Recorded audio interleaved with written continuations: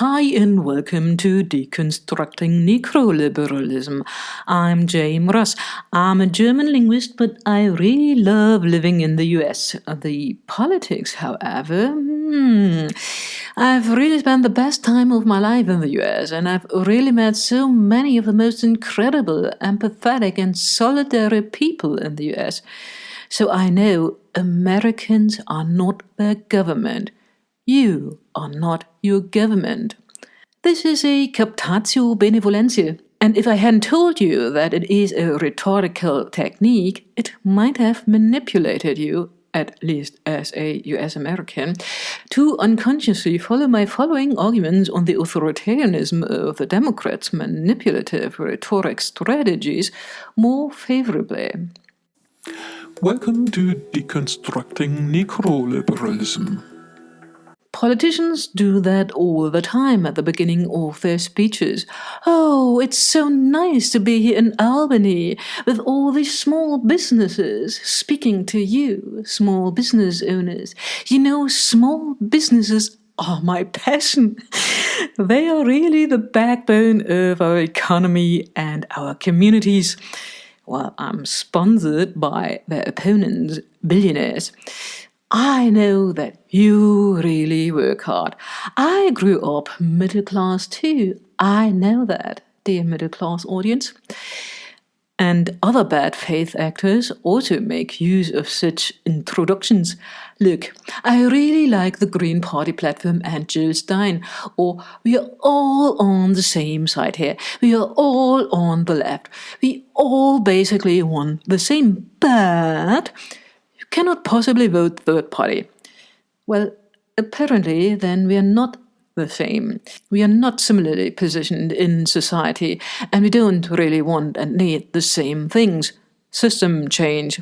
I call this rhetoric pattern, which is often used unconsciously, the but structure, famously known from utterances like, I'm not a racist, but I will take that back immediately, implicitly by saying something really racist, but masked by my overshadowing first claim.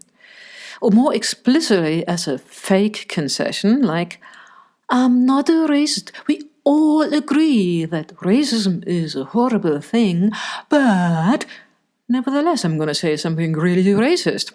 Or promote mass deportation, supposedly for a greater good, which is a fascist construct.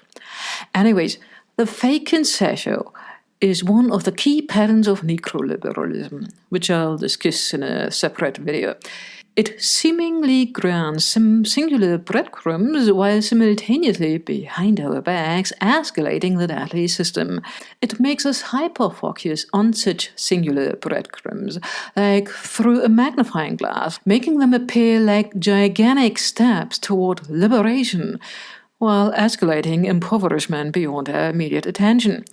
We might get, oftentimes merely promised, the retractable right to abortion or better working conditions, while being slowly impoverished so that we, among other things, might not be able to afford an abortion anymore.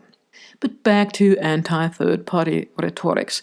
Maybe you've recognized the hegemonizing and homogenizing paternalism in we all want the same, we all hate the Democrats, but you need to hold your nose and vote for genocide Joy Harris.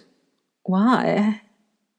Paternalism like that can, of course, sometimes be overtly infantilizing, but that's just on a side note. This hegemonic and homogenizing paternalism in we all, however, falsely equates us with them. It fake includes us, more marginalized people, views and perspectives, into the marginalizing group, framework and belief system, thus assimilating us and our marginalized perspectives into their beliefs. In other words, reframing us, our experiences and perspectives, making our words, demands and needs for systemic, or at least fundamental, change devoid of meaning. This, of course, implies the minimization of our concerns, problems and needs, possibly even their trivialization. The reason why we are not taken seriously is, of course, a lack of empathy, but also another key problem of authoritarian thinking: the inability to grasp what systemicity really means, what systemic and systemic causes, problems, or violence really mean, the dimensions of it, its pervasiveness, permanence, omnipresence. I want to point out the logical inconsistency here, namely to falsely claim that both are true. A, that we are on the same side, that we have the same position, so to say, we the marginalizing and the marginalized, and B, that we have the same perspective while obviously viewing things quite differently, due to different positions in life and within our system, as exploiting versus exploited positions, which is actually the very reason why we're having a lively discussion about who we should vote for. So we're not the same. That's a hegemonic claim. Moreover, the false impression that we are all on the left here is a construct brought to you by incomplete comparisons, which are caused by an extremely narrowed down Overton window, within which our systemically authoritarian or colonial fascist or necroliberal society operates. Let me illustrate what I mean. Before colonialism, we've probably had something like 20,000 different languages and communities or cultures. Ours obviously has been the most brutal one, with only shades of difference between the European colonial powers. When you only see the parties operating within this narrow European framework, then you only see a very small segment of the world and its possibilities. When in contrast, you see the whole picture, all the cultures, including the most peaceful, empathetic, and solidary ones, then ours are at the far 20,000 steps further right on the spectrum. While, for example, uncontacted indigenous communities who live sustainably, peacefully, and empathetically are at the far left around number 1. Now, in the US, there are 2, or in the case of the Netherlands, something like 14 or so different parties in parliament, which are all colonial and basically genocidal, hence on the far 90,999 steps to the right.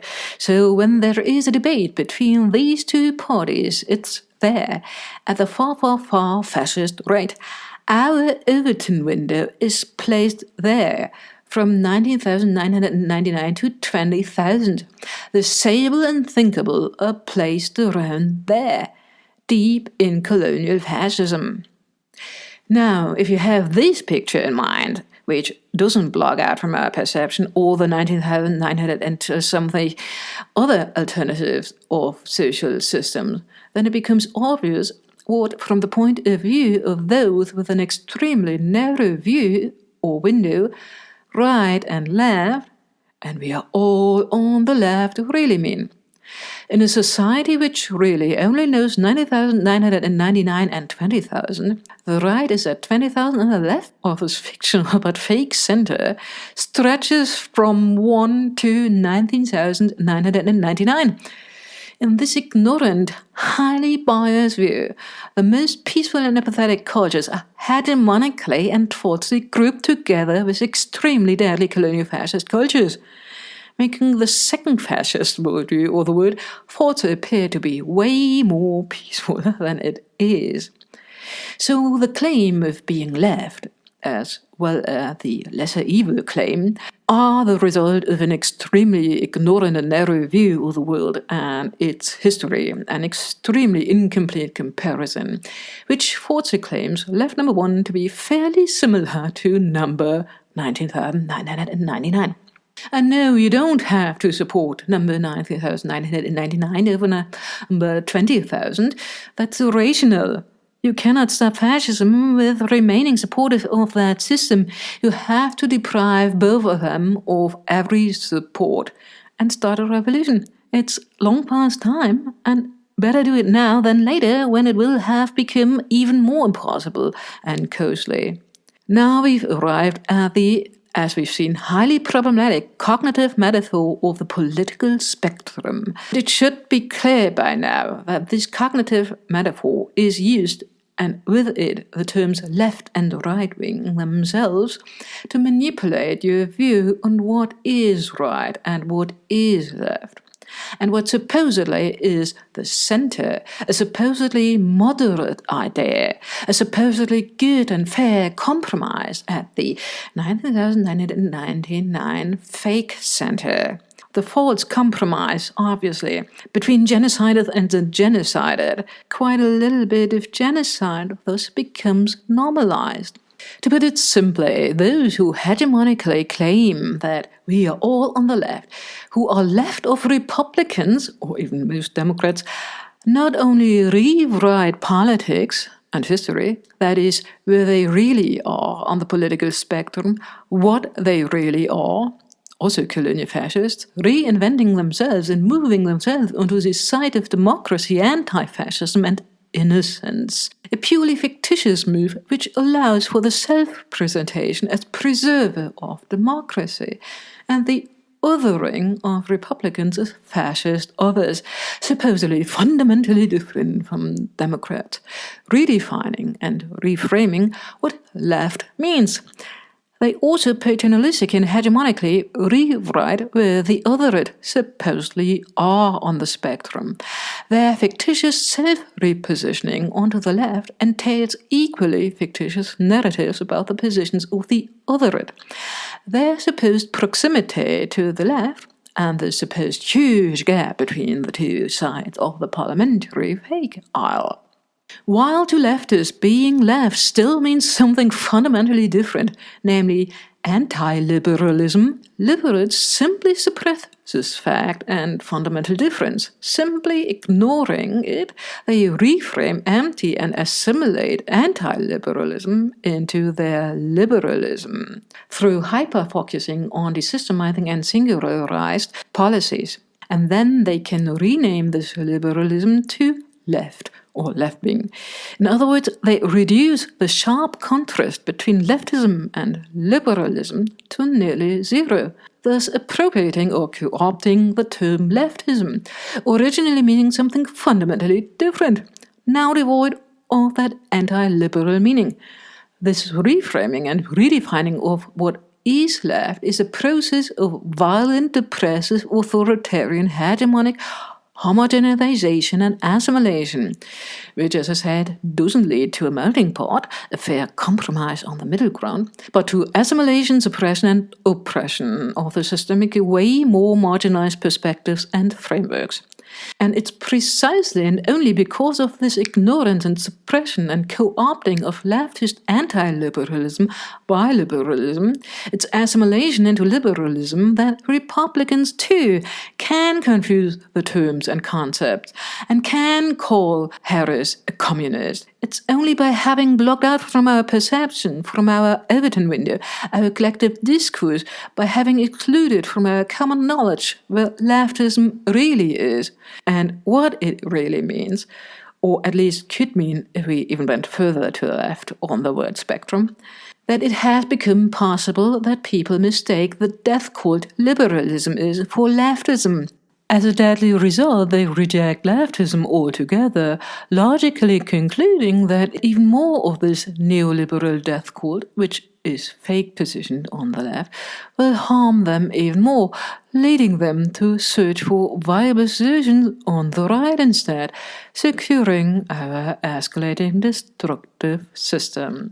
In other words, the Dems, with their fake self-positioning and co-opting and oppressing actual leftists, are the drivers of our society's right-wing shift. Even worse, since in our political debates, leftism is commonly assimilated into or grouped together with liberalism under the umbrella term left-wing, we've normalized this false packaging so much that we tend to falsify that ungrouping them, dividing them into two parties on the supposed left side of the aisle, ending the liberal hegemony over leftism, would have severely negative effects. In reality, a third party on the left of Democrats is the only option which, at least in theory, could shift the Overton window and the discourse to the left and open up new ways of thinking society, making the currently unthinkable thinkable. It's the only peaceful way to change society for the good. This is, by the way the Labour movement and Labour Party in the United Kingdom started out against the two dominant parties of the winner-takes-it-all electoral system, the Conservatives and the Libertarians, with the Libertarians claiming to represent the left. Well, glad voters changed that and got some breadcrumbs of Labour rights, right? Stowers, what we perceive very often we thought believed to be true just because liberals conceptually come to our mind many times a day as left-wing, at least as left binary opposite to Republicans, we falsely believe them to be indeed somehow left, reducing the contrast to those we, as mainstream, barely see: real leftists, marginalized people, indigenous people. However, while liberals on the one hand fictitiously eliminate the contrast between Democrats and lefties in the homogenizing fallacy of lost contrast, liberals on the other hand invent a sharp distinction where in reality there is no real difference to Republicans. So they basically falsely other Republicans, just like they, from time to time, other whom they call left-wing extremists, who are not ready to assimilate themselves into, or rather subjugate themselves to liberalism. And yes, this is indeed the basis for the original horseshoe myth, the false equation of fascists and anti-fascists, conveniently reframed as right-wing and left-wing extremists, equally distant to the 90,999 center. Now we've arrived at Orwellian language, in versions like war is peace.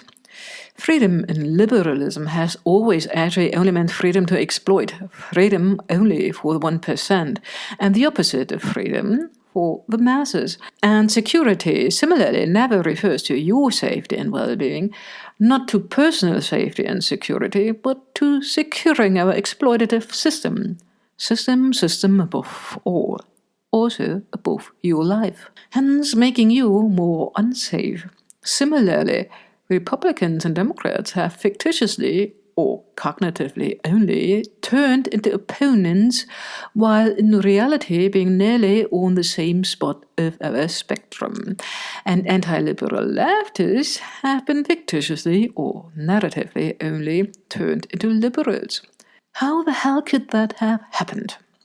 We can only assume there to be a huge difference between Republicans, 20,000, and Democrats, 90,999, when we block out from our perception the huge rest of the spectrum of alternative social systems, through strongly zooming in on this extremely small segment of the spectrum, called our Overton window, or more famously, our Western values, ignorance or supremacism.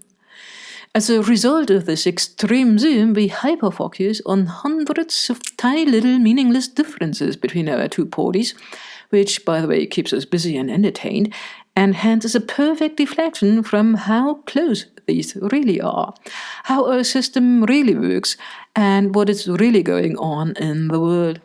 It's precisely this zooming in on an extremely narrow Overton window which allows Democrats to claim innocently, with a straight face, that Republicans are on the right, fascists, but we are not. We Democrats are on the left, only to the left of Republicans, but if you don't vote for us, fascism will win, and democracy and. The other major strategy of Necroliberalism, to conceal the proximity between both parties, directly results from this hyperfocus. Due to a lack of real differences within this very narrow window, we search for supposedly meaningful surrogate differences. differences in style rather than substance. We try to ascribe meaning to differences in aesthetics and tiny little changes in wordings when we are looking for different approaches to politics, in wordings which are actually still based on the same underlying colonial fascist frameworks and merely sound nicer, especially to those who are unaffected and don't know anything about the perspective, frameworks, and language of those affected. Covert over overt racist language included. This includes the demand for decency, while letting Epstein friend and sexual abuser of a subordinate, Bill Clinton, campaign for you on deeply racist frameworks. Or Harris's very indecent, paternalistic, and silencing, "I'm speaking." She's mentioned Palestinians' right to dignity. That's progress, while stopping to even pretend to be in ceasefire negotiations. Or she's black, she understands Palestinians. You will probably recognize the originality of the argument that black faces in high places are supposedly less brutal, or that we have to listen to black women no matter what, vote blue no matter who, no matter what they do. I'll come to tokenism, which can be involved here later. For now, I want to highlight something else. To believe that a certain style, like speaking nicely or joyfully, with a smile, or being black, signifies a certain goodness or good intentions, or the same experiences with marginalizations as the most marginalized black people, is also part of this very same pattern of rational thinking which I call the identity fallacy. Just like being black doesn't mean being a better politician in any way, smiling while genociding joyfully doesn't make genociding any better. That's, by the way, a key aspect of most forms of sports and arts washing. You can never identify a singular characteristic with a specific meaning. Meaning always and only comes systemically through context. Yet liberals rationally put style over substance, rationally believing in a direct connection between a supposed signifier and a supposed signified, like being black or Jewish automatically and always signifying being a victim. Under no circumstances can it mean being a perpetrator. In other words, liberals, like all authoritarians, fall for appeals to aesthetics and reductionist or simplistic thinking. If there is, however, in my liberal authoritarian view, a fixed, context-independent or desystemized characteristic in an identity, then when I assume to be an inherently good person, which we usually do, I can logically but self-righteously claim I didn't mean to be racist and to hurt you. So I'm really sorry if you might have somehow felt hurt. But I really think you're simply a little bit oversensitive. I'm not a racist. So my statement cannot have been racist. My intentions, which conveniently you cannot prove, are good because my personality, which is supposedly directly causing my intentions, is good. And my personality is supposedly good because I'm totally detached from our authoritarian system. Oh, wait. Anyways, in authoritarian direct thinking, my acting was good because I'm a good person and therefore intended to be good. And my claimed intention signified the goodness of my action, although you are hurt by me or murdered. So you just don't see how well-meaning I am, my personality, the bigger picture, that we need to vote for a genocider to prevent fascism. Do you hear yourself? So the invention of intention conveniently serves those with the power to define and judge. It serves the systemically privileged, exploiting, and violent. To summarize this first part, Malcolm X knew it. Conservatives aren't the marginalized friends, but they at least don't try to hide it. Liberals, on the other hand, use nice words and pretend that they are smiling at us. Hence, they are more dangerous. They lure us into false believing that they are better for us, lesser evil. So when we flee from the conservatives to the fake, smiling, lying liberals, we flee into the abyss. In other words, while Trump said the quiet part out loud, liberals whose underlying frameworks are the very same are merely upset about Trump's tone and wordings and the avidness of Trump's variant number 20,000 of fascism.